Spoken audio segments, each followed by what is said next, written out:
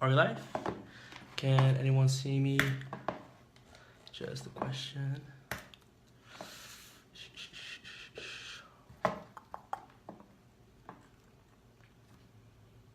Okay, let's just watch this.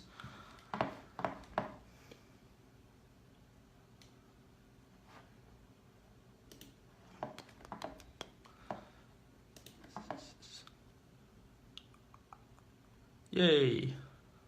I'm receiving likes. I don't see any reactions yet. Alright, great. Cool.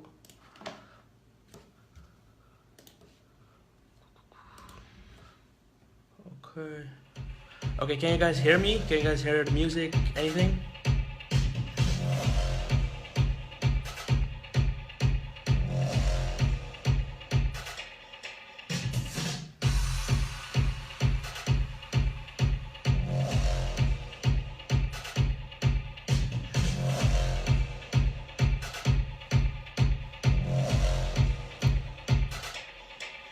Alright, great. I'll just wait a couple of minutes for everybody to tune in, and then I'll start with the explaining the project.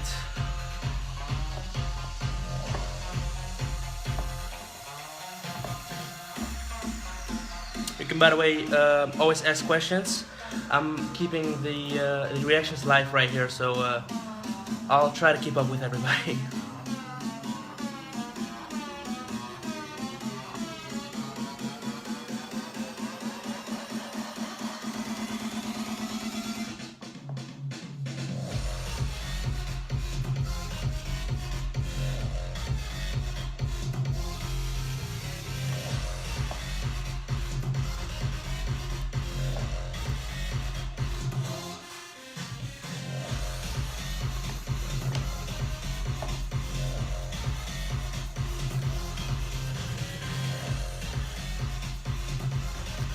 Yes, it's FL Studio. I always work with FL Studio. I'm using FL Studio 12 right now.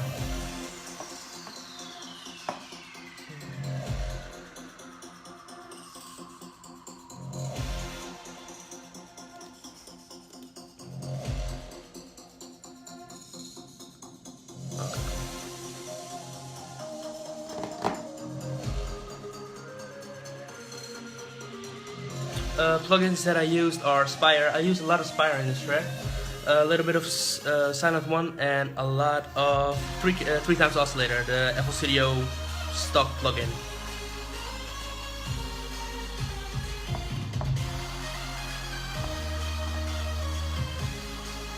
Yes, I still use FL Studio.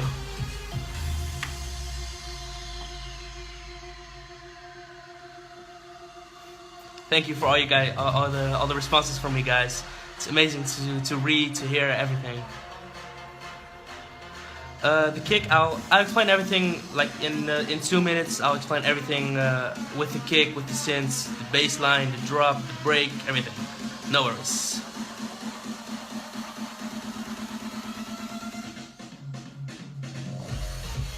How long did I produce before I got my first release? I've been producing for about back when FL Studio was still called Fruity Loops. I started with Fruity Loops 3, I guess. So I've been producing for a really long time before I got my first release.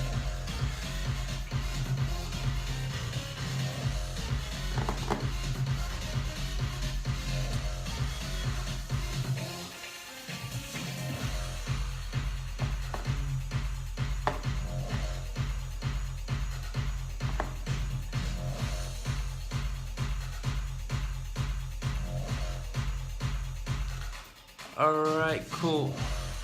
I'll start in a minute. Did you use sample packs? Yes, I use. I don't really use sample packs, but if I use sample packs, it's like the Splice Sounds, the Cashmere packs, and Jordy Dash packs, and the Mike Hawkins pack. I really use those a lot. And besides that, I've got my own like little sample pack, and yeah, that I. With samples that I get from other DJs that I sample from other tracks. So yeah, I'll start the. Just wait 1 minute. All right, cool. I'll turn the screen around. I'll turn the camera around. One moment. All right. Here we go. Let me just get this aligned properly. Okay. Can you guys still hear me? Everything? Can you guys see everything right?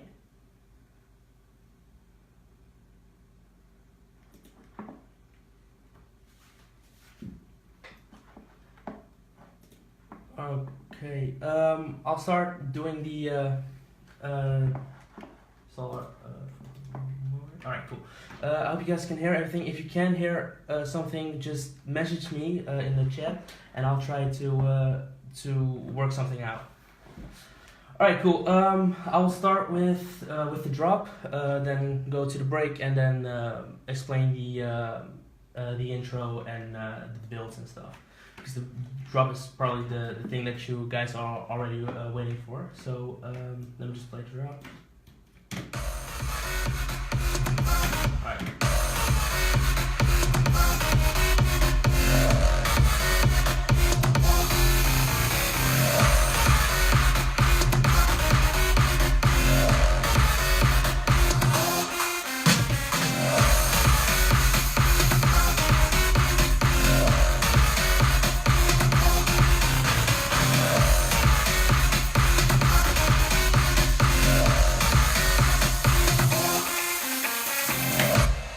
That's the drop. So the drop consists out of just one lead synth. That's the top synth. Then it has two bass lines, one mid bass line and one low bass line. Those two are 3x oscillators, and the top lead is silent. And then we got one more synth that is the noise synth. That's just citrus. I'll show everything. I'll let you hear everything split from each other. So let me just get the saw. All right, this is the top saw, the lead saw. This is the main part of the drop.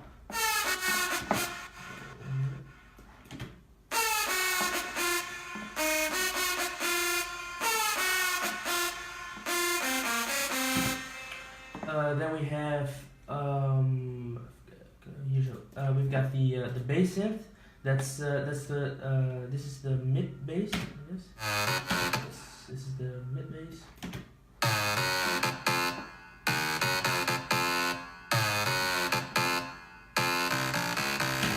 And then we got the low bass. That's this.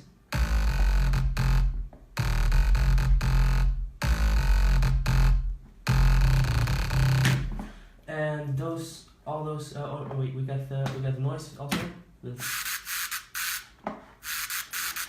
That's just the basic, just a basic noise. All right, all those together sound like this.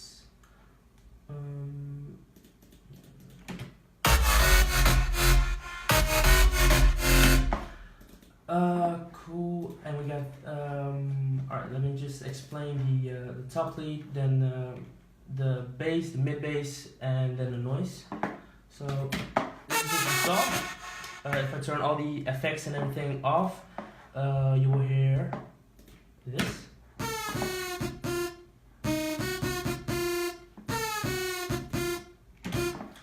And that's just a regular saw. If I turn off the chorus is actually the effect that really makes this sound, because it sounds like kind of like a pitch LFO, but it's just a chorus, because without the chorus it would sound like this.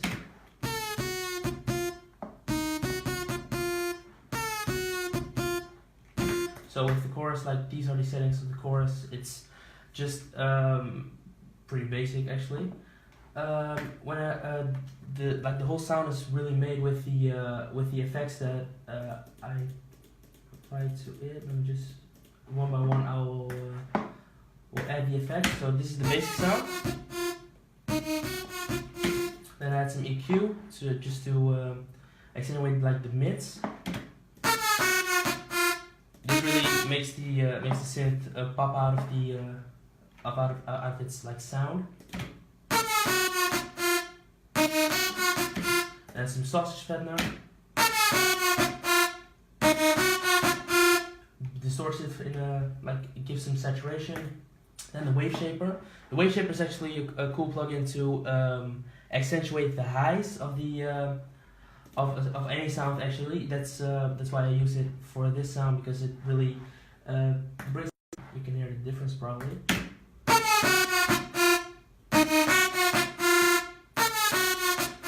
I don't know if you can really hear it on like the iPhone microphone, but if you you can apply this to pretty much any super saw type sound to get it get the high ends a bit more out of the a bit more louder without using an EQ. Then the fruity squeeze is minor, kind of like the same thing that the wave shaper does, but just a little bit different and a little bit less mix. So it's like this. Very much high end, very much high frequencies, but that'll get fixed later in the chain. Then some more EQing, like slight EQing. As you can see, like the mids and the upper mids are boosted, and the like the high end is a little bit lower. Then the blood overdrive, the blood overdrive really saturates the sound a bit. It doesn't have the preamp turned up, but the signal that's coming out of the parametric EQ, this one, is already above 0 dB. So when it goes into the blood overdrive, it'll kind of distort it in a good way. And it's like this. That's more EQing. Minor EQing. Then the reverb, just the regular fruity reverb. Sounds okay for what I use for this sound. Then a Panomatic. The Panomatic is just it's not really for a real effect, but I'd rather not automate the master the master volume knob of a channel, because if you automate that, you won't have like the freedom to really mix the whole track, because it's linked to an automation clip. So that's why I rather automate the volume via a Fruity Panomatic, for instance. You can also use the Fruity Balance for that. That doesn't really matter. Then the volume shaper for just the sidechain, and with all the effects applied, it'll sound like this. This saw is layered then again with a noise. This is the same type of noise that I don't know if you guys saw it, but Dairo had a video where he explained ring modulation on your noise, on your white noise. So basically that's what I did in this one. That's this. So basically, if you guys haven't seen that video, basically what it is, it's just a regular noise on the first operator of a citrus. Then the second operator is lowered 2 octaves and ring modulates the noise. So what you get is this is a noise that kind of has a tone. When you layer it with a saw wave, it'll blend in more properly, I guess. Because if I turn off the ring modulation, it'll sound like this.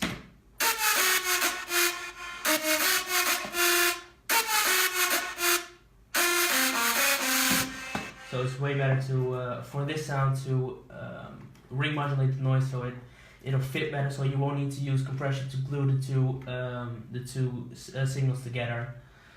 After that, we've got the bass, the mid bass and the low bass. The reason that I use a mid bass and a low bass is because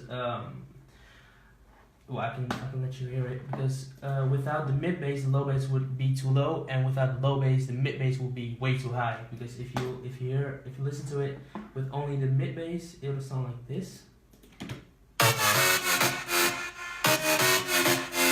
And if you listen to the track with only the low bass, it'll sound like this.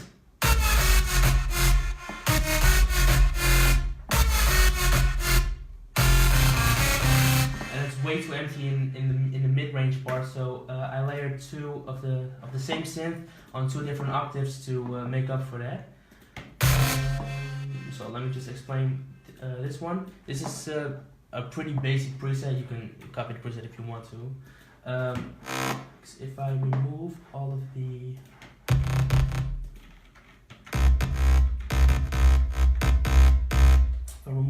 effects, it'll sound like this. It's pretty basic, really basic actually. It's just the regular saw, and it's also again. Thank you, Seb. All right. It's also it's pretty basic. So the effects is also what makes this sound. So let me just turn off all the effects and add them all one by one, so you can hear what it does. One moment. All right, cool. Yeah. So it'll sound like this, just out of the 3x oscillator. Maximus for some multiband compression, another Maximus for some more multiband compression, and it'll sound like this. As you can hear, it has, I don't know if you really can hear it, but it has some more attack to it. So that's that. And reverb, but that doesn't do a lot because as you can see, it's just a minor reverb. Then the patcher. Patcher is actually the plugin that really makes this sound.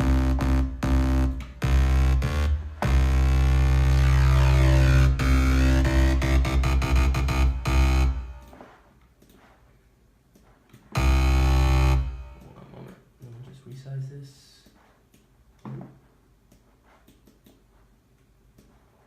Alright. And this is patcher. I don't know if anybody used patcher ever, but I use it for this sound. So the cool thing about patcher is you can split the incoming signal into multiple signals and apply different effects to different signals. So what I did is here we go. Split the signal to two different bands. It's just the low band, the low part, and the upper part. Alright, this. And what I do is I apply different effects to the top end and leave the low end intact. So the top end is effect with a flanger. That's what gives the vowel-y effect to it. And that's also what this controls. And then we got a blood overdrive again. A blood overdrive is just to give some saturation. And after that, another reverb that is actually kind of like the main reverb. But in this project, it's turned off because I used it from another project. So it'll sound like this. After that, some EQing, some slight EQing, not too much. As you can see, the 500 Hertz has boosted a little bit. That's because one of the label managers of Reveal told me to do that. Thanks, Sebast. Alright. There we go. Some more EQing, slight EQing, just top end. And then we've got another Maximus. A little bit louder.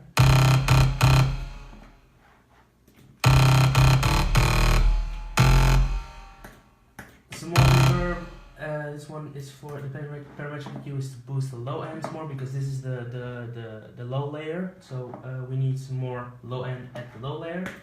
Limiter, volume shaper for the side layer. And that's basically it for the low end layer. And the top end layer is pretty much the same thing because it's exactly the same synth. But I did some EQing for some filtering for the low part because that's something that's nowhere on the mid layer. So that together will sound like this.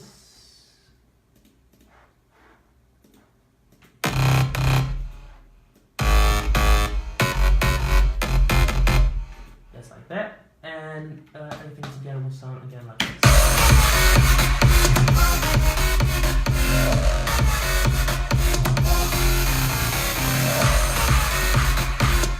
So that's basically the synths that are in the drop that make up the sound. I got a little bit of noise also layered on top, which you don't hear. So it's pretty much like you don't really hear it. So, but it's useful for making plucky sounds. If you ever need some attack, you can add some noise like this on top of it, and it'll sound way more. It will sound way louder, way more thumpier. So that's the synth work on this track for the drop. Then we also have like in the drop we have these little sounds.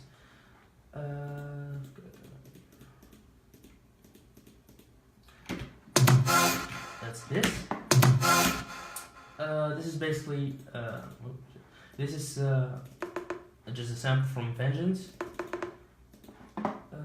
The original sample sounds like this. One second.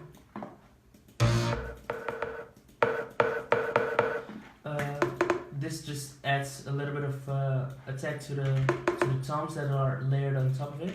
These toms. So these will sound like together sound like this.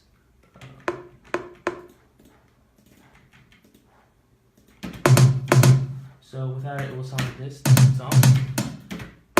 With it sound like that. So it gives some more character to the percussion.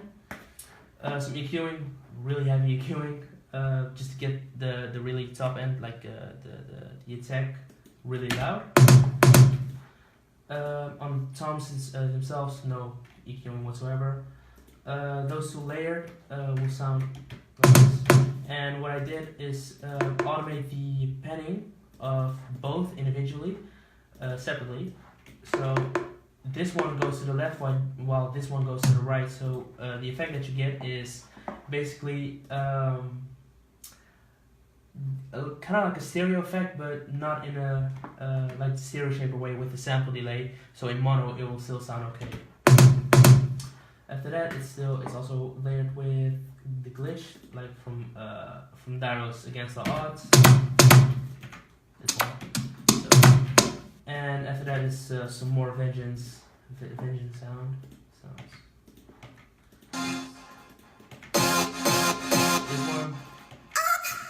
This one, and some cashmere white noise. That always works.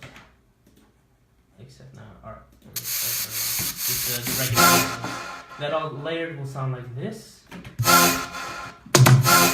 So that's basically the other part of the drop. So these two elements together will sound like this. These.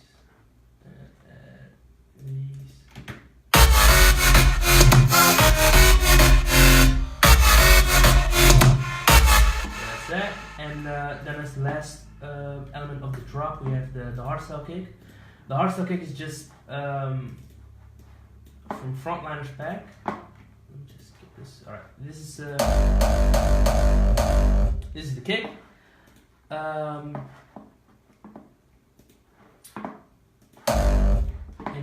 That's the original kick was it was in G, so this track is in F. So transpose it down to semitones.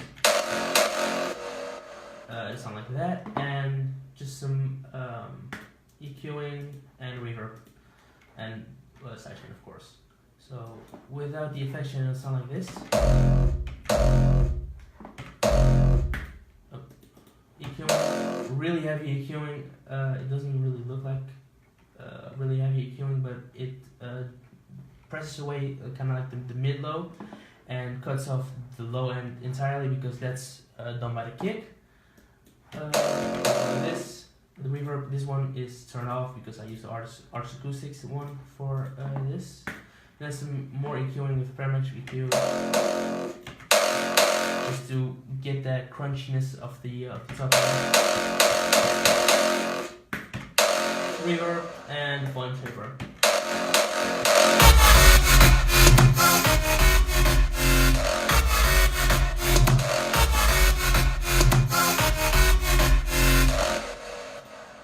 Also, there is a reversed hardstyle kick. That's wait, let me just solo these two out. These two sound like this. So that gives a little bit of like a energetic effect in the drop.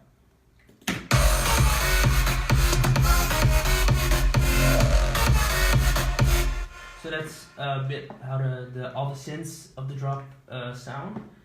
Then we've got the kick. Wait just one moment, let me just mute these.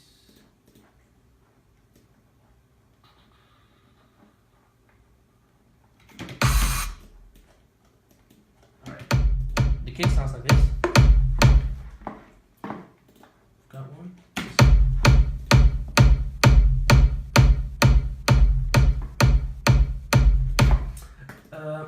This kick is actually composed of several different kicks. I did some weird effects on the sub kick because this let me just get the original sound out. This is the original kick. What I did with this one is also use patcher. First of all, I boosted the low end because low end wasn't apparent enough, wasn't loud enough. Then some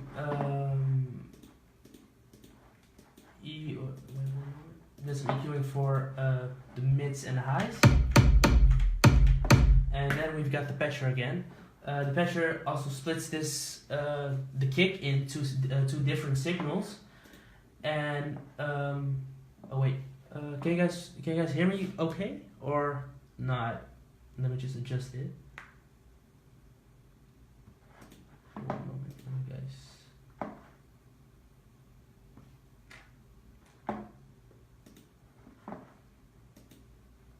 Okay. I hope you guys can wait. Let me just change my phone a little bit. Okay, I hope you guys can hear me more clearly now.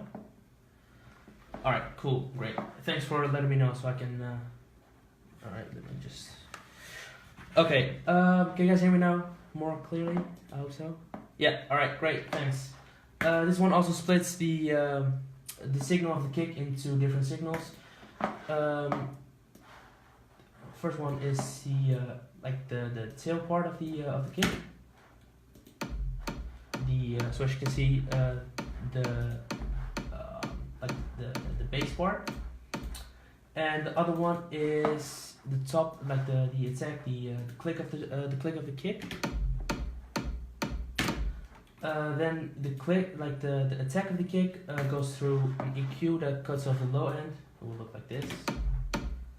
So what you get is like a pretty weird kick that doesn't have a punch to it, but does have like the tail of the bass. So what I did to fill that gap up, because the problem was with this kick, it didn't have any punch to it, so I layered it with another kick. That's this one. That's this one.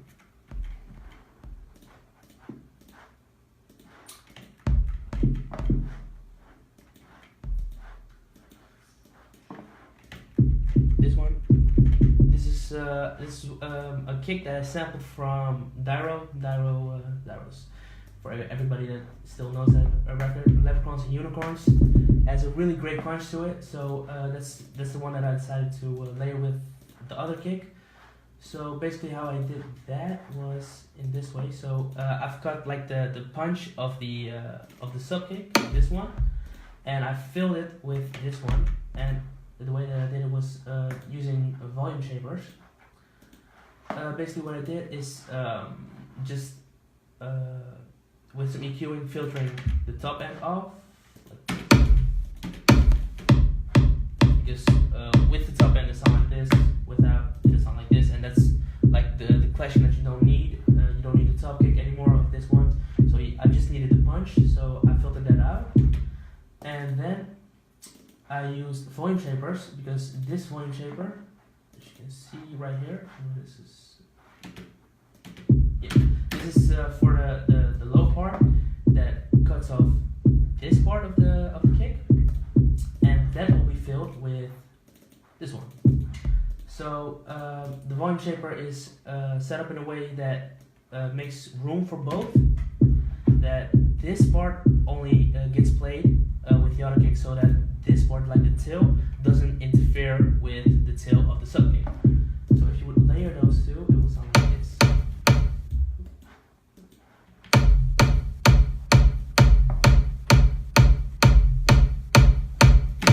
guys can probably can hear the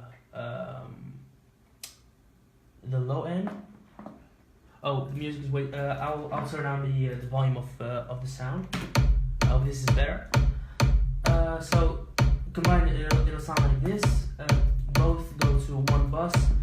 It'll get overdrive, just the blood overdrive again. That's basically my go-to plugin when I need some saturation done quickly. So this also is a plugin that doesn't really eat up a lot of CPU. So I love this plugin. Then a volume shaper. This volume shaper is for the drop because basically what it does in the drop, I've got the hardstyle kick that needs the sub of the sub kick, but the main lead has its own bass line. So to make room for that, I automate the side chain of the sub kick. So it'll sound like this if the volume shaper is turned off. I don't know if you guys can really hear it, but I can show you with Edison. So this is what the sub kick looks like if I don't turn on the volume shaper to cut away the part that isn't needed when the bass line is playing. And you can see the till pretty much like the whole time.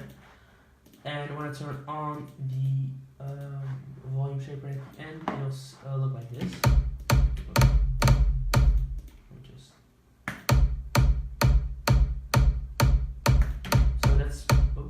That's basically what I need to make room for the other bass line.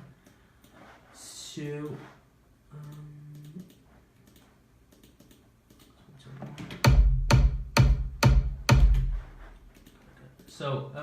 basically what you got if you let me just turn on the other bass line to see how it blends in. So this is I'm only turning on the low bass line because that's the only one that could clash with the sub kick.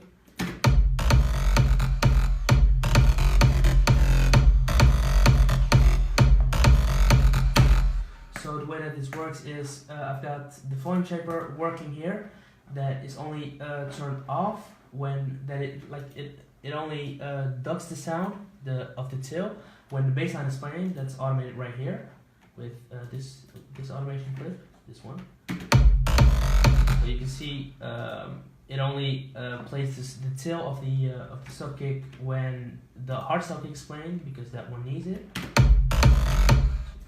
Let me just open up Edison again. Or it's my Edison. Oh, it's minimized. That's annoying. Alright, cool. It'll look like this. And as you can see, it's only playing when the bass line isn't playing. So if I would turn off the bass line, it'll look like this.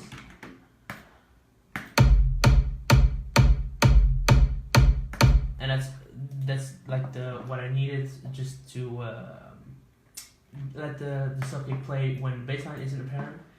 And let me just look for the bass line because yeah. So basically it'll sound. The two combined, it'll sound like this.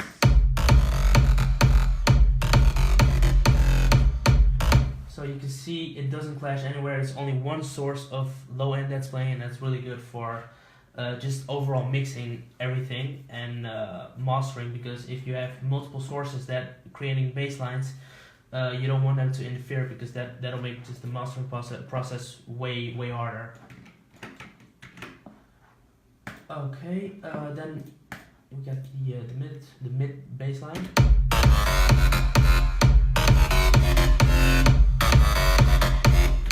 It'll sound like that, and that's like cut it from let me see, the 134 hertz, so it doesn't interfere with any bass line. So that doesn't matter how it's sidechained because it doesn't interfere with anything anyways.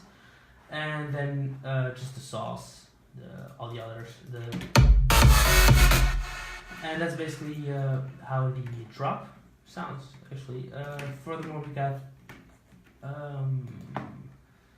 this automation is actually what automates the bass line that's done with the flanger that I showed like just now. This flanger,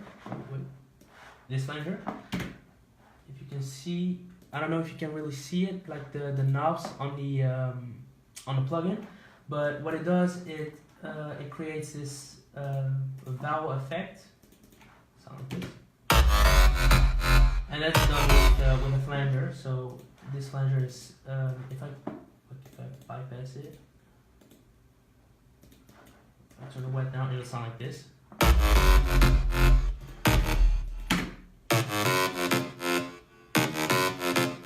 It'll sound really dry, so that's why I added the flanger, just to make it more interesting. Even layered with the saw, it'll sound pretty boring if you don't have the flanger on, because it'll sound like this.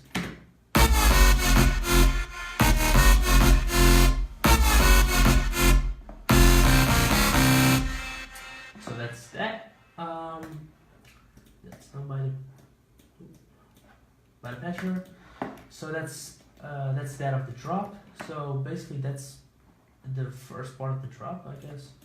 I have some impacts for the drop hits. This one, a crash, and an impact. So that it is. Because without those two, it'll sound really empty when it drops. That's a problem that I had before.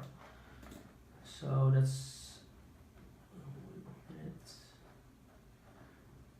that's why I enabled that.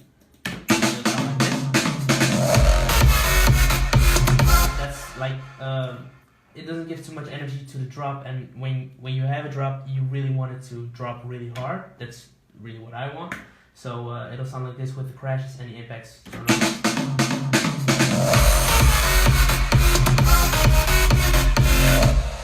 So that's the impact of the drop. Then we have after each, we've got the claps. That's what I mean.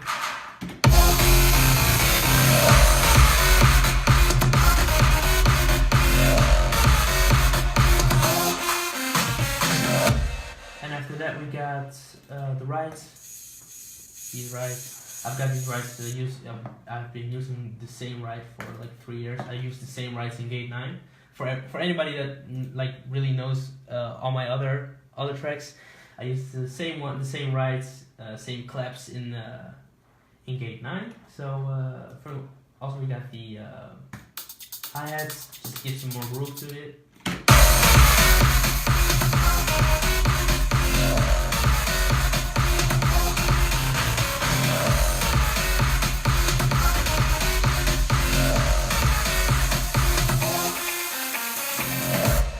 So that's basically the drop. If you guys have any questions about the drop, something that I forgot to go into, you can ask me right now. So I'll just keep up with the chat. So if you guys got any questions, please ask them now.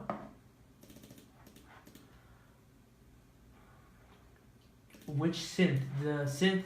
Which synth do you mean? Like we've got the silent one for the top synth. We've got the three times oscillator for the mid bass and the low bass, and we've got the citrus for the noise. So those are the plugins that are used for the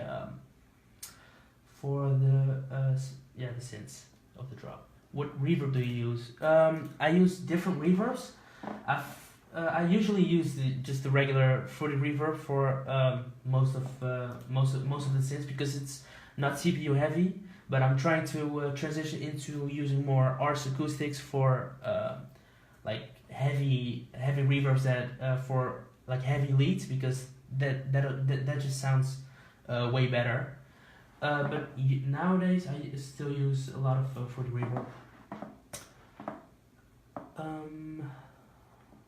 What ID? The first automation? I don't really know what you mean. I'm sorry. Can you elaborate on that? Can you elaborate on the chord steps? Yes, I'll do the break in just a minute. I'll just answer some questions about the drop right now, so just in case I forgot anything.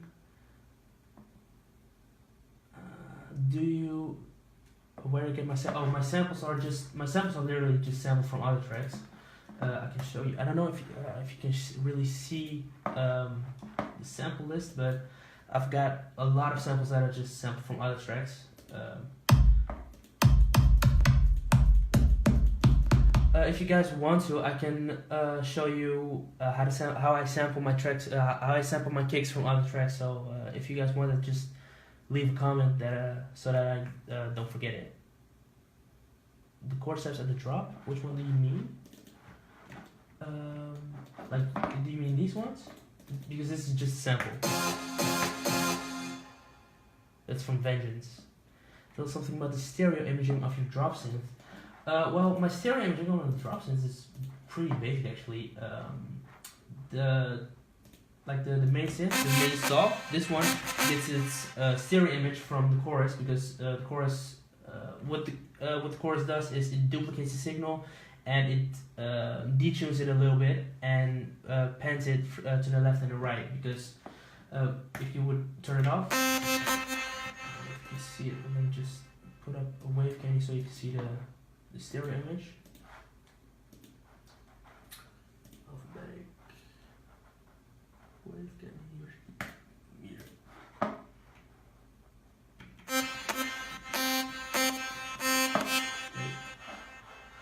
Okay. I hope you guys can see it right. Oh shit.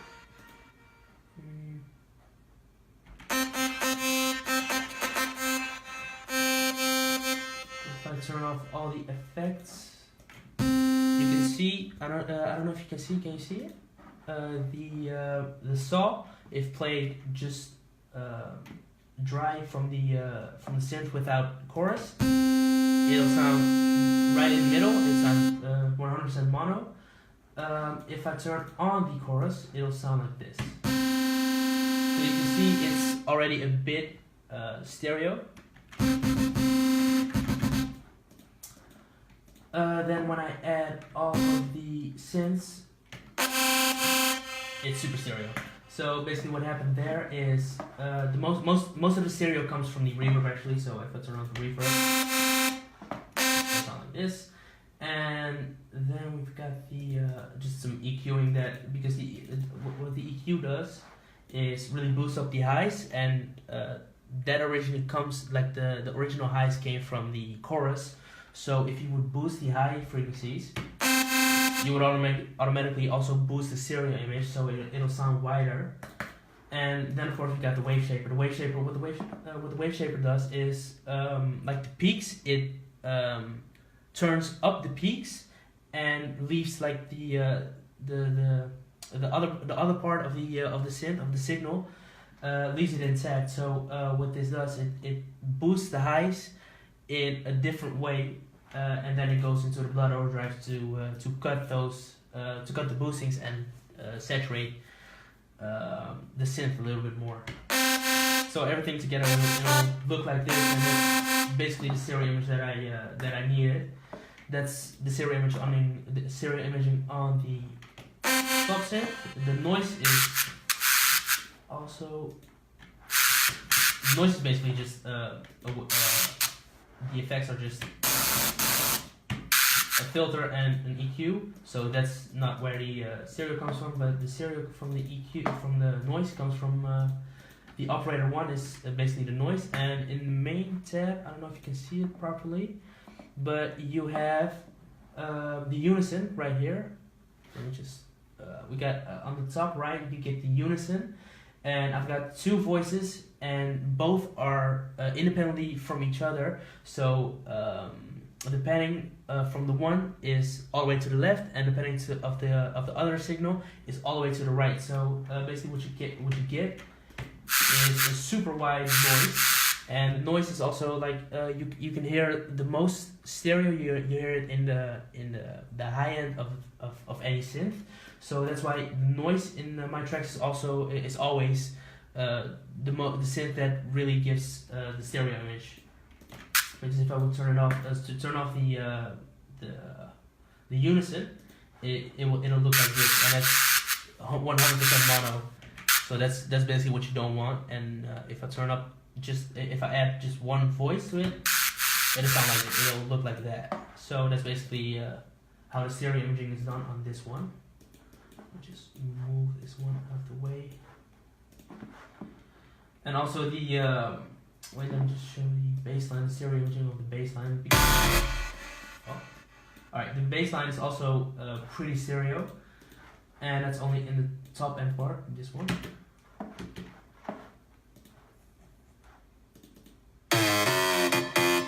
And that is because of the synth itself, because the phase offset is turned a little bit down, but that's basically the same thing as turned a little bit up. So if I would reset this one, it'll look like this, way more mono, and the flanger is also what gives most of the part of the stereo imaging. Because without that, it would be pretty much 100% mono. So the phase offset in the 3x oscillator gives a little bit of stereo, and then the flanger gives a little bit of stereo. Those all layered will give like the stereo image that I wanted in this track. So that's how the stereo image is done. Do we got other questions? Just look. Yeah, I'll show the sampling of kicks. I'll show that at the end. So when I'm done with explaining the project, I will go further with sampling. So we got any more questions?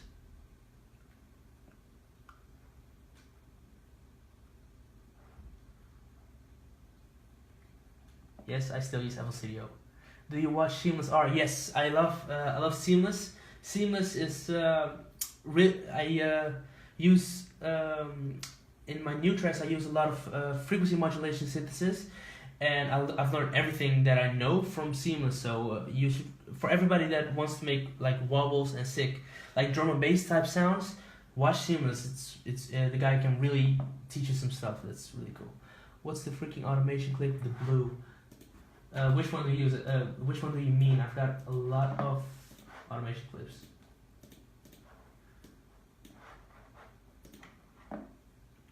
Do you mean this one? This one, like this blue one, is for the volume shaper, the main sidechain of the whole track. Because when the kick is not there, it needs to get muted. So that's this automation. This blue automation is for the kick, the side, kind of like the sidechain on the kick, just to make room for the bass line that I explained earlier. And this one is some leftover from the build, from the first build, and that's basically all the blue automation clips. Which one did I? Alright, great. What plugins did I use in the master? I will go over the master in a moment after I explain the break and the build up, because I did the master in another project. It's also a fun story. I don't know if Seb is still watching, but I'll tell the story later.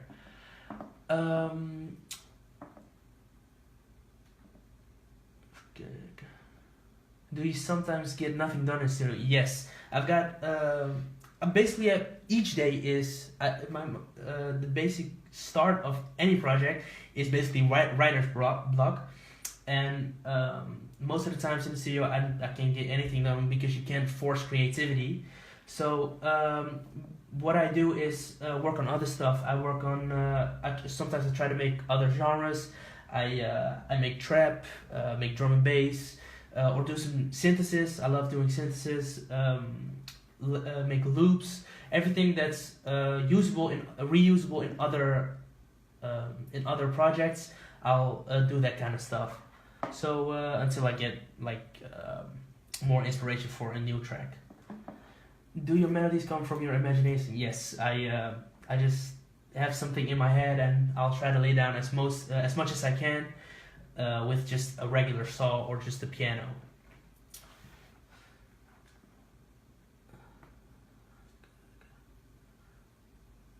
In this song, which part did you start from? Intro, lead, or drop? I pretty much always, like 90% of the time, start out with the drop, because that's the part that I love most of a track. So I start like most of my all my tracks that are released are began from the drop. So that's why I started this one. Well, actually, I have the first version because I always save my projects in different versions, and I still have the first version of this track. So let me just see if I can load that one up, because the funny thing is this track actually started out way different than what you can hear now. So let me just see if I can still open the first version.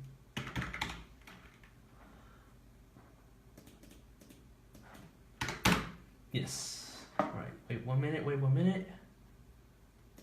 Alright, this is actually the first version of this track. It'll sound way different because I listened to it this morning. This is the first version. This is actually what sparked the interest in me to finish this track, so it'll sound like this.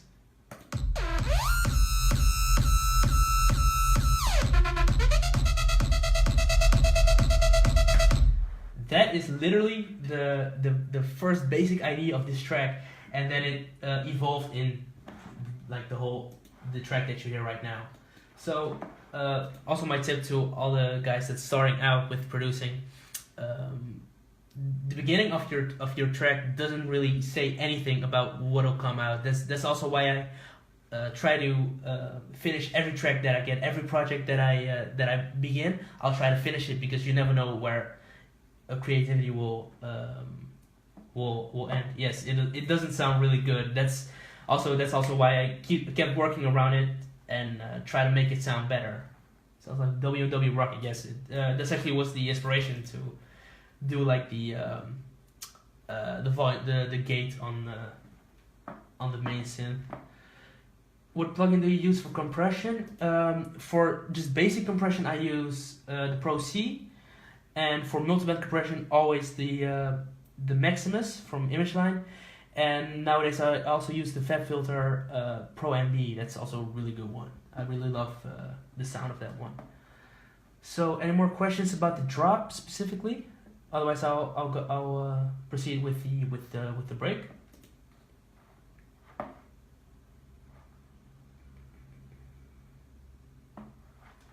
All right, I'm not getting any questions, so I'll just move on to the break. The break's actually done in another project, because this one was supposed to have. I had 3 different breaks for this track, so I literally ran out of FX slots, because if you can see here, I only have like 4 FX slots left. And that's way too less for a break, so that's why I did the break in another project. Oh wait, I've got some more questions about the drop. How to make the drop tight? Yeah, like making your drop sound tight is just it comes down to mixing the different elements in the right way. So I would say it's only really mixing and making room for every element. Play this track again. I was watching. Alright, I'll play the drop one more time. One moment.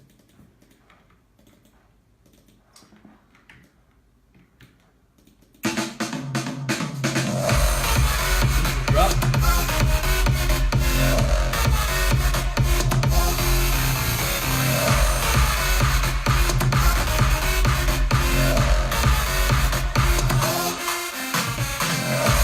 Alright, that's a bit of the drop. How do I make my kick punchy and saturated? Basically, I start 9 out of 10 times. I start out with a kick that is already good. That's this one. So the post processing that I did is just the basic Fruity Blood overdrive that kind of basically saturates it in a way that only FL Studio can do. So that's the reason why I still use this one, because this pretty much made every sound that every synth that I on the track that I released has this blood overdrive, so it really contributes to my sound.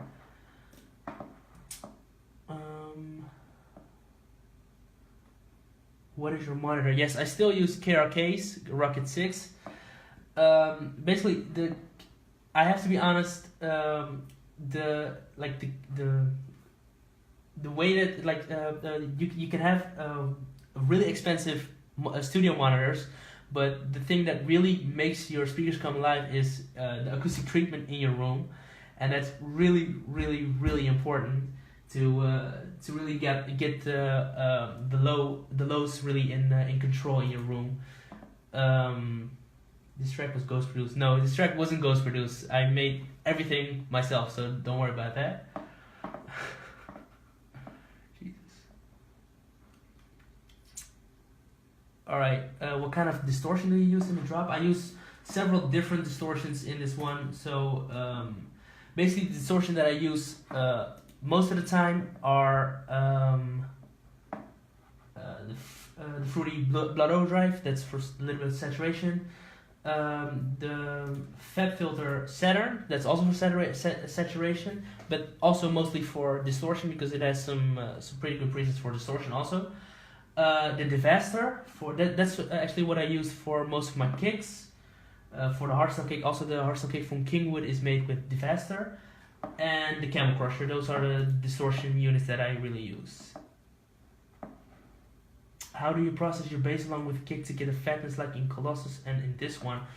I already showed that one, but I'll show it in greater detail right now, because the way that I do it, let me just get the kick, here's kick. This one is this volume shaper. This one is played on a kick, so if we would just slow out the kick, it'll look like this. And this this graph is exactly the opposite of the volume shaper of the bass line. So when you flip when you flip like this this graph on the bass line, it doesn't clash. It just blends together perfectly. So that's the technique that I use to mix my really mix my my kick and my bass together.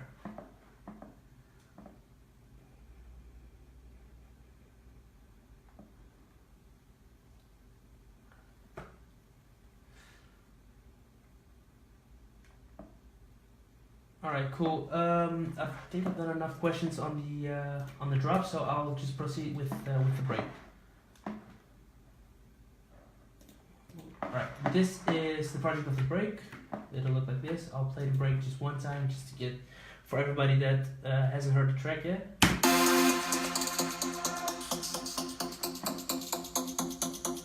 Okay. Wait, is the video frozen? Oh wait, 1 minute. Shit. Alright, can you guys see it now again? Alright, great, yes.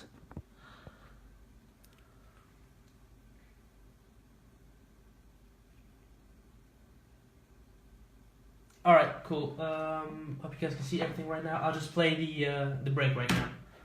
One moment. Alright, cool.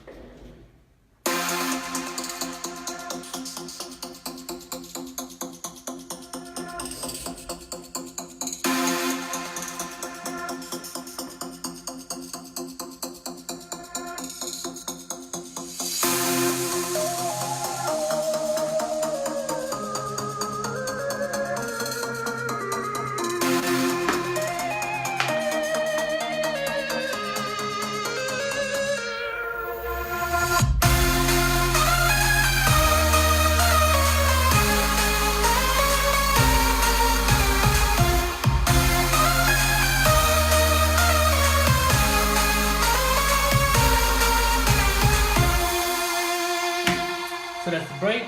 The break consists out of, let me see, this one, this synth.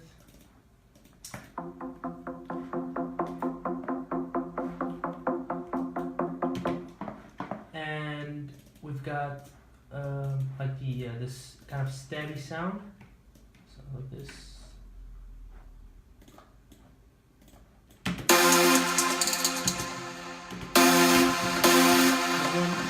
And we've got the hi-hats. So those are the pretty much the elements of the intro of the break. And also we've got this one, this synth. that just to give some atmosphere to the track.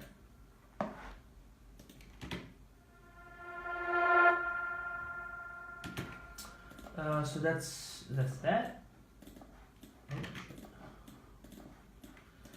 This synth is pretty basic, just a regular super saw.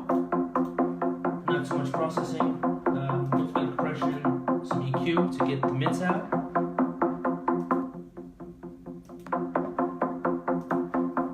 Some multiple compression and reverb, just a regular fruity reverb. And then we've got the chords.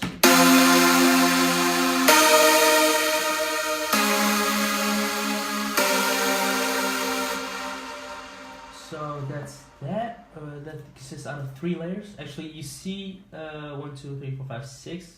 No, 3. Yeah, 6 layers. But that's just because one synth is split up into 3 different synths because of distortion. I'll go into that later. So that's this part. That's just a preset from Vandalism, the lead language.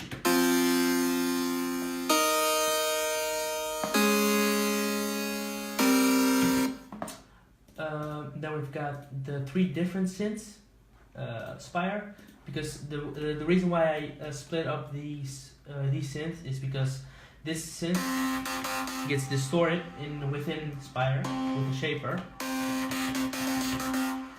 And the problem is when you do chords with distortion, like the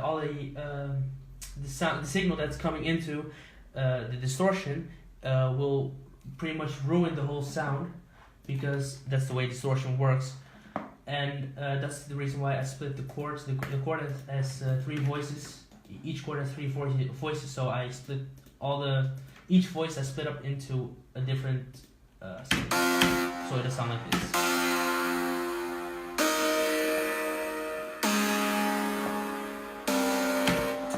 And then we've got another Spire that's just the super saw, the basic super saw that you hear.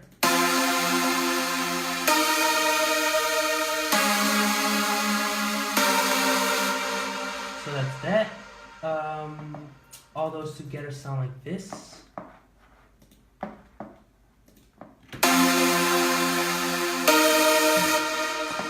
Then the post processing of these synths aren't really much. Just a little bit of EQing, just to cut the low and boost the highs on the without it will sound like this. Not really much, because the sounds that I use in the break are already great coming out of the synthesizer. This is pretty much the heaviest altered synth, actually, with EQ, in regards to EQ. It will sound like this.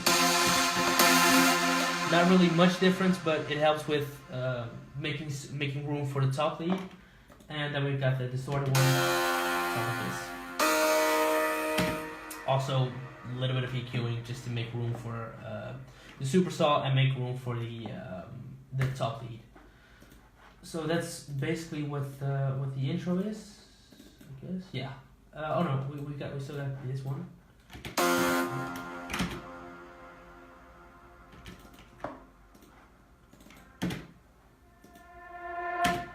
That is also Spire, that just has the reverb dry turned all the way down. The reason why I did it, because I don't want the original sound bleeding through. It has a 20-second decay, so if you would just listen to it with dry on and reverb up, it'll sound like this. A huge reverb, and that's why I automated I turned off the dry and automated the reverb, so you can get this atmospheric effect. It'll sound like this. So that's that.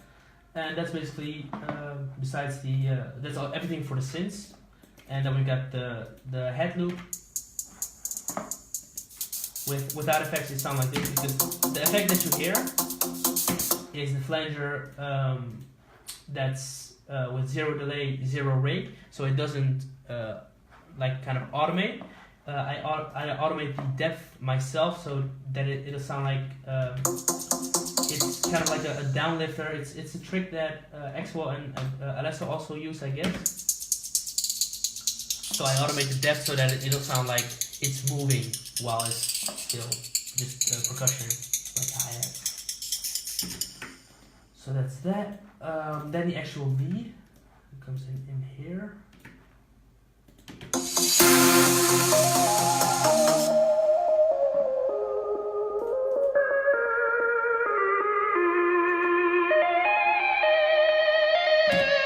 That's just a regular square. 1 minute. Inspire. Yes. This one. It only has as post-processing. It only has EQ, just to bring out the highs and the mids a little bit. The mids a little bit. The highs pretty much a lot. Because without it, it would sound pretty low. You don't really hear it. So with all the effects on it, it'll sound like this.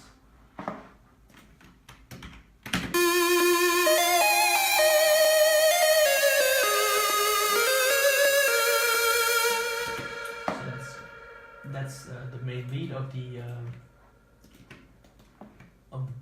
intro of the break, and like the kind of drop of the break.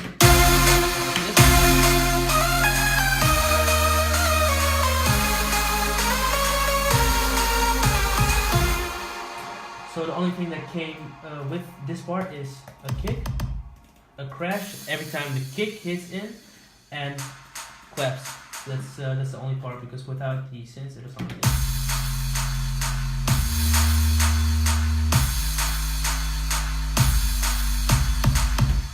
That's the kind of drop part of the break, and the only other thing that came with the drop kind of thing is this, the bass line.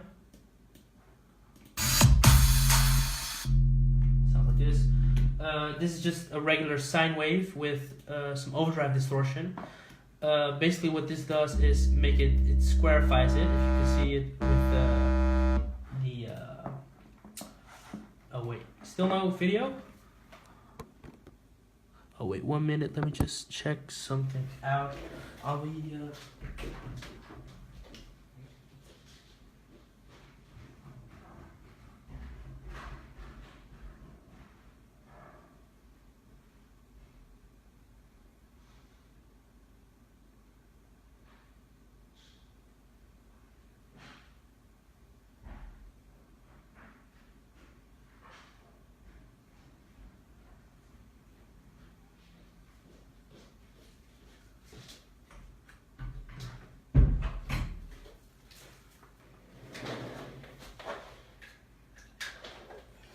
right, 1 minute. Can you guys see it now again? Oh.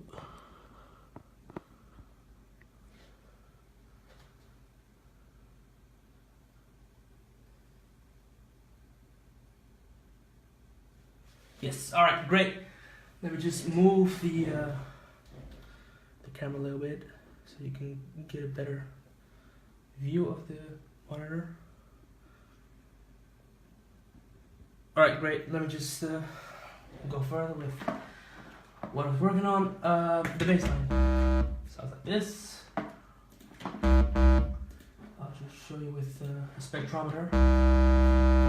You guys can see it more clearly now. Basically what this does, the overdrive makes it from a sine wave to a square without a filter. So this is a trick that I learned from Jay Ronco, ghost producer. Wait, I can't tell you that. It's a ghost producer for many guys in the scene. So it'll sound like this. The way, like, this is the better way to do it, as additive synthesis, instead of high cutting a square, because let me just get a square. If you can see, like you can see right here, if you high cut a square, if you play high notes, you'll lose like the upper frequencies of most of the high notes, and that's not the case when you're sine wave. So that's why I use that. And that's basically it for the break, I guess. Alright, the lead of the drop part of the break is consists out of a lot of layers. Nexus for like the way high part. That preset, I don't know if you can see, if you can read it, but that's just a standard preset from Nexus. Then we've got 4 layers of Spire. This is the one that's also been used in like the intro of the break. This one gives a little bit of a gritty sound to the whole layer. And this one is actually the one that gives the plug, like the plug that you hear on the layer. Let's go for this one. And this one is just I think another square. Yeah, just a regular square to give some more character to the whole layer. Together it sounds like this. Like that. And the post-processing done on this one is also again the same EQ that you saw from the intro, and some bus EQing just to make everything, the topics of everything, a little bit more louder. And like volume shaper. That's the volume shaper is used in the build-up part. So I'll go into that after this. And the percussion that you hear in on the halftime of the drop of the break is actually done again in the other project, because that comes from the original break that I made with this track. That's this. Oh shit. This. That one. Those are just samples from sample packs.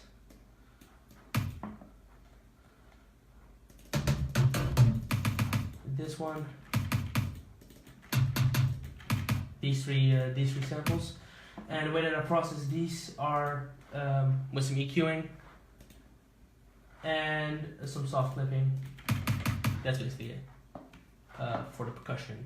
Do you guys have any questions about the break that I areas that I forgot to oh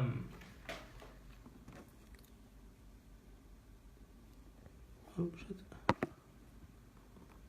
Cool.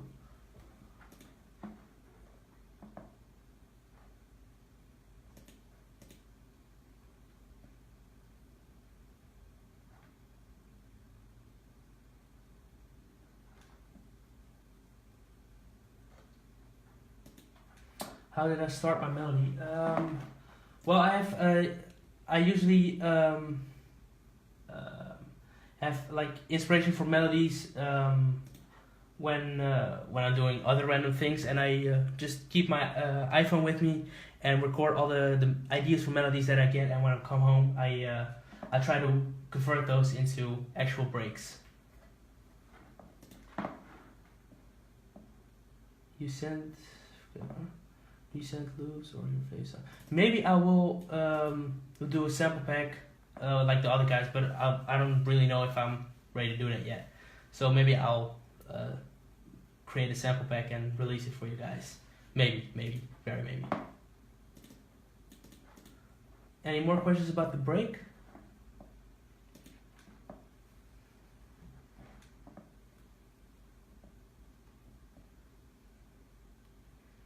What scale are you using in this project? This project is done in F minor. Just this one. If you guys want to make remix or something, this is the melody if you want to copy it.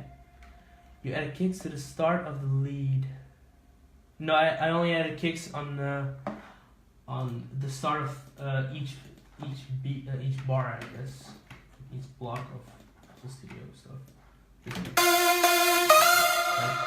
This one. This.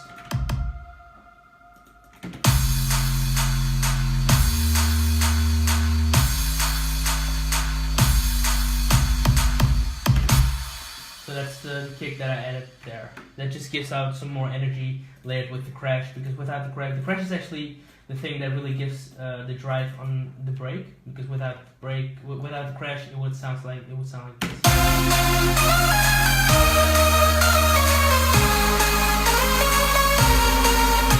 the crash really fills up the high end with some really nice character. So the crash is also very important for this one. The live video has stopped. Oh. Is it working now again? Oh shit. Yeah. Hope you guys still... Oh, okay, great. Any more questions about the brake? How can I send my demo to Revealed? They got on their website, they got their demo inquiry, so just go onto the website and you can fill out a form and send your demo. So anybody else questions about the brake? Otherwise, I will move on to the build up. How do you make your iPhone stand like that? I don't have actually an iPhone stand. It's really leaning on a really basic standard of stuff that I found around the house. So that's it. All right. If you guys have any questions, I'll handle them at the end of the video. So I'll just go on to the build up. So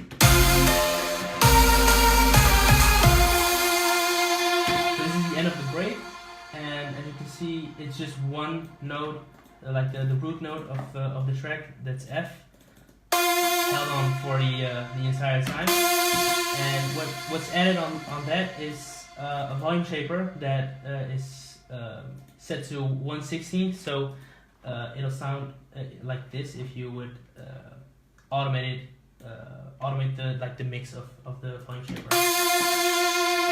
It gives this gating effect, and the filter is automated for the build-up. And that's basically it for the brake project. The only thing that also happens is the pitch is going up of the main synth,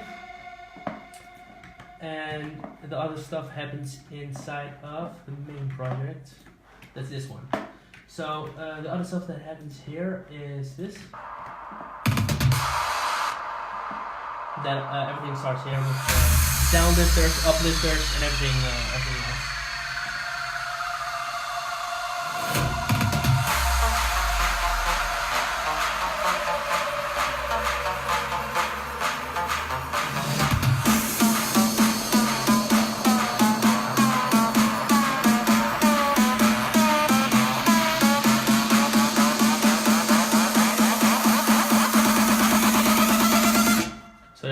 That's the build-up. The synth in the build-up is a different synth from the synth that's played in the drop. So like this.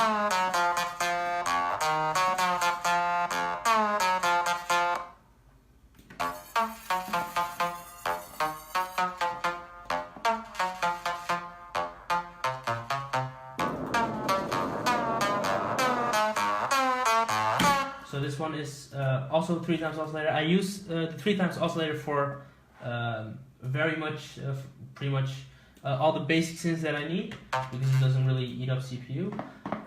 This one is also made with all the effects that came onto it, because without the effects it will sound like this, and with all the effects it sounds like this. So basically all the effects that are on this one are multiband compression,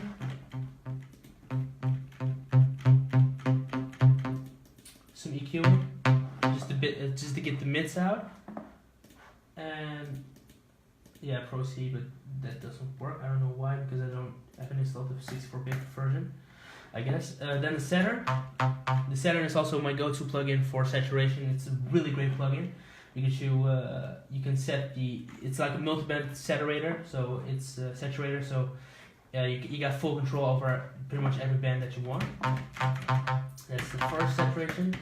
Then the second saturation sounds like this. some EQing, more EQing to get that low mid out of the synth, and reverb, a little bit of reverb. I don't think you can hear it, and that's it for the sound. And then in the drop, in the build up, it just plays the drop melody.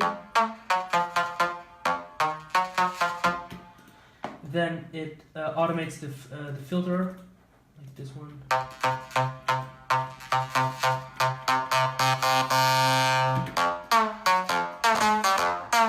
And pitch is going up. And then we have some snares as a percussion uplifters, like the basics of it.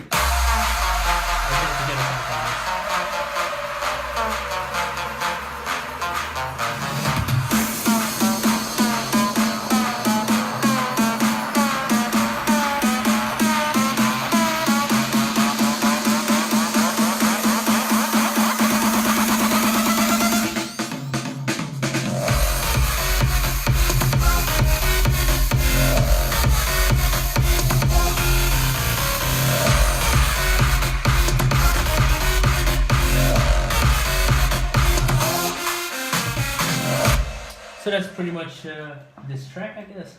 If does anyone have any more questions about this track? Something that I forgot to go into, or something that wasn't clear, or something that you missed? Just ask me now. How long did you take for the whole project? This one, 22 hours for the drop part, and let me check. 4 hours for the break. So I guess 26 hours, I guess. Oh shit. Yeah, 26 hours in total, roundabout. What are these automations? Which automations do you mean, from the break or for the drop? Yeah, like all the automation in this project is just to manipulate all the sounds, but I already kind of explained everything from the drop. For the build up is one automates the filter of this synth, and for the more like snares get pitched, snares don't get pitched. The synth gets pitched up. That's one automation. Let me see. Yeah, like most of the automations that you see are from leftover stuff that I experimented with and never really put into the project anymore. So that's that. What do you recommend for beginners? What I really recommend, what I did in when I started out, was remake other tracks that I really liked, so I could get a sense of what elements every track needs. So that's basically my tip for beginners. How old am I? I'm 19 years old right now. So yeah. My favorite synth right now is Spire for like leads, and for bass lines and wobbles, I really love Serum, the wavetable stuff that you get with Serum.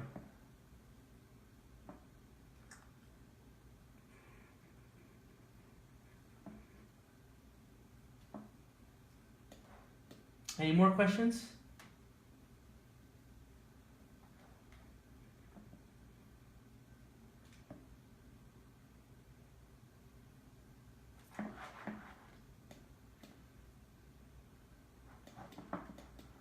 Alright, I guess that's it for this track then. I can only explain the intro, but the intro is basically all the stuff from the drop and the hardstyle kicks, the reverse hardstyle kick, a simple percussion loop that I made with some distortion, and that's pretty much it, I guess.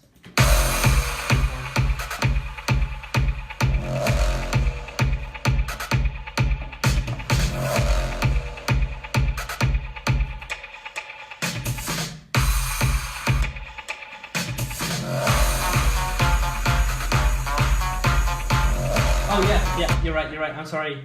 Thanks for reminding me. I forgot to show you guys the master. Let me just get the mastering project to it. One moment. Let's open the mastering project.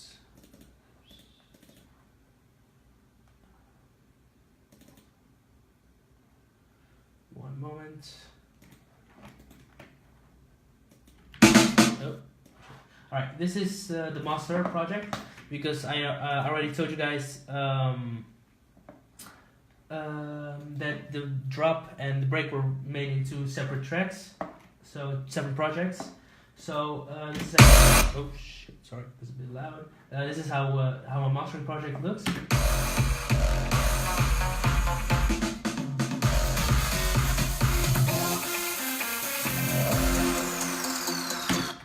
And the automation that you see is just the automation of the volume of both tracks individually, because the thing that I use for before my drops, I instead of automating the master, like the volume on the master, after it's multiband compressed, after it has gone through the EQ, after it's gone to the limiter, I automate the original signal so that the signal doesn't get like squashed and then turned down, because you'll get way more dynamics if you just alter the original signal. So that's why I automate the volume of the individual tracks. See, I hope you can see it properly. Can you guys see everything properly? Alright. The stream froze again. Stream froze again. God damn it. Alright, apparently the stream froze again. So I hope the stream is now. Alright, cool. This is the automation of the volume of the drop, because for the during the build-up I lower the volume so the drop gets more impact. So as the track builds up, the volume gets lowered so that when the drop kicks in, it really hits hard. That's one of my techniques. So that's that. Same thing happens with the break. The volume is lowered as much as 70% of the original sound. So that goes lower. And when the drop kicks in, it goes back to 100%. So that's for the original signals. And my master chain is an EQ and Pro L. That's basically it. This peak that you see right here, I don't know if you can see it like really good. Wait one moment. Yes, this peak is actually to fix all of the issues that came with my room. So I listened to these tracks in Hardwell Studio, and yeah, it's amazing. It's like really bad, this EQ, but I listened to this track in Hardwell's studio, and he told me that I missed like a lot of volume and in my mid low, and I never knew why that was. But when I came home, I listened to other tracks in my studio, and what I found out was that the shape of my room is really bad for a studio. So it really amplifies like the low end, and that's really bad for making tracks, because you'll cut stuff while making music, and that really doesn't sound good. So it was actually after that my master was I changed my master to account for the stuff that happens in my room. That's why I now use a master EQ. Daryl told me to do that, just to kind of rudimentary fix for the way that my studio / room sounds. So that's basically it. Do you guys have any more questions?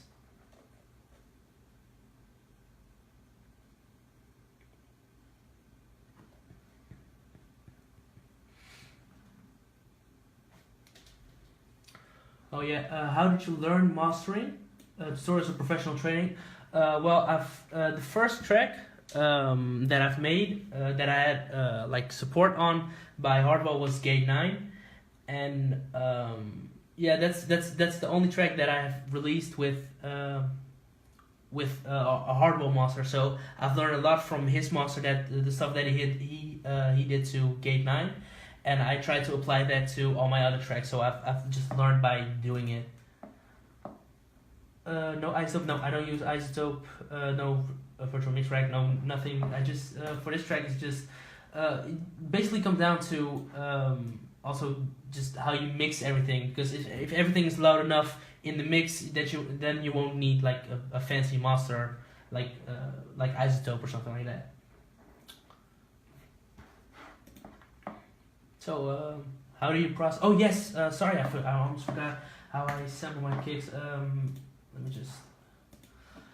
Let me sample my own kick. That's maybe a good thing to show. I'll show you my techniques to getting a good solid kick from another track. You still don't understand the automation in your master. Wait, I'll just explain it one more time, more properly, I guess. The automation that's the thing that is automating is the volume of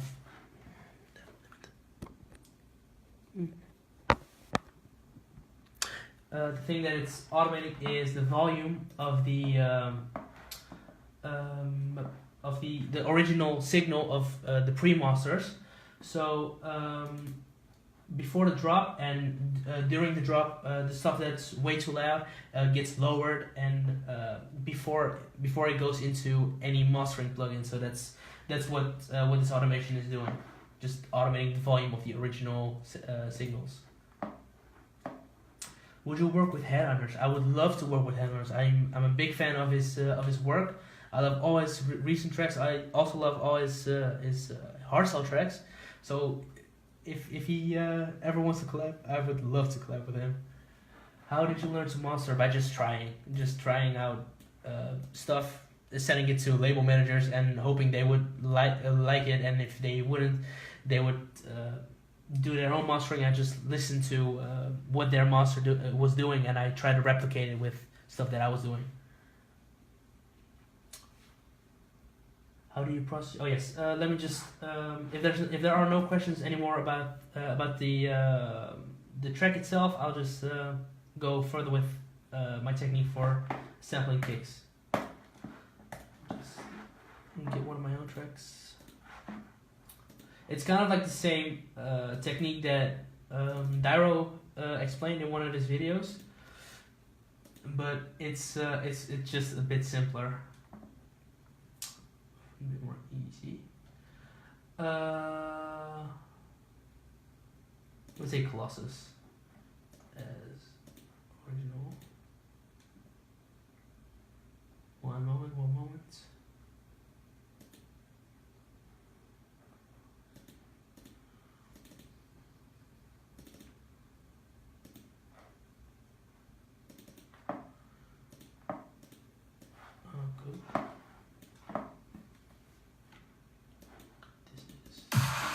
Colossus. If I just would want to bring the sample kick of Colossus, I just have to find somewhere where the top kick is hearable.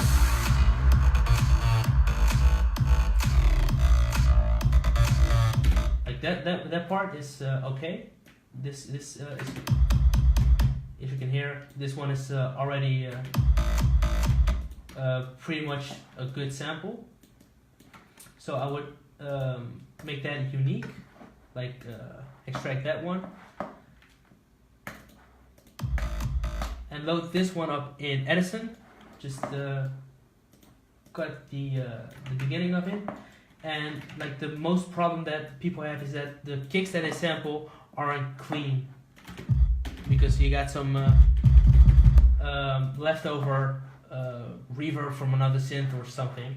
Then I just use the EQ, like the EQ that's within Logic. Oh, Free froze again. Man. All right. Is it okay now? Oh shit.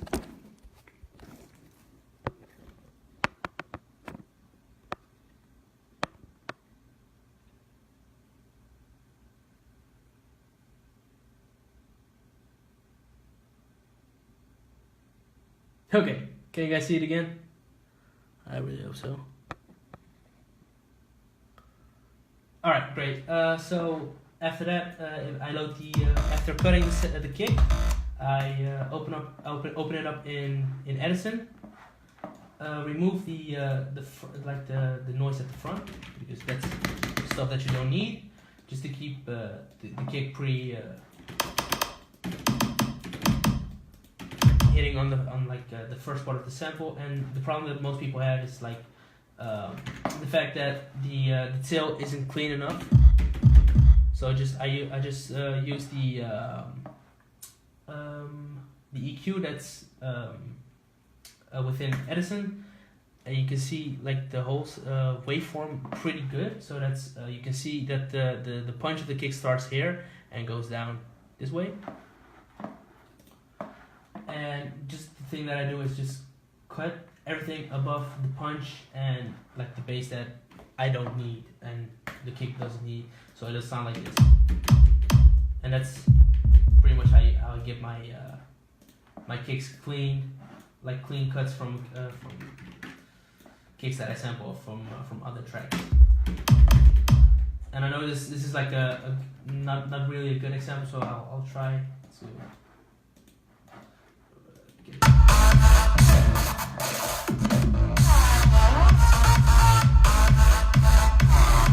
You can also do it. You can also like get the kick off pretty much every part of the track, but the like the attack, the timbre of the kick, the punch of the kick has to be like clean.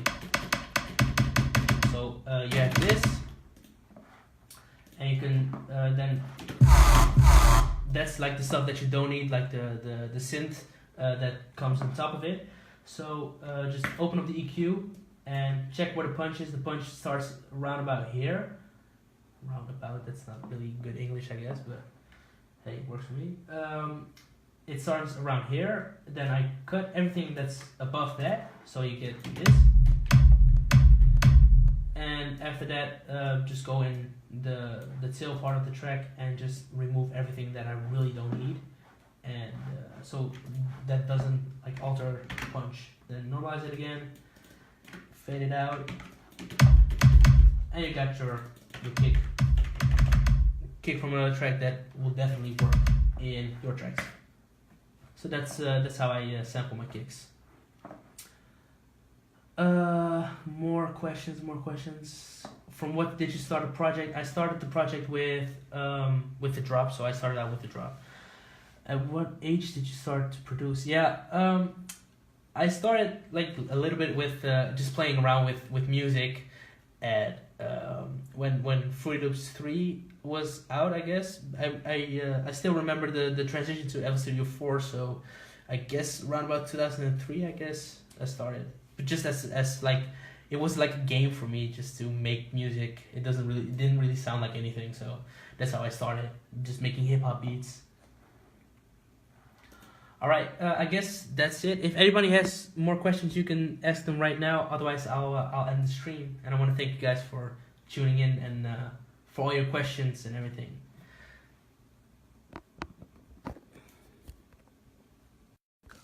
Alright. Does anybody has any more questions about the track itself, or to me, or anything? Hello.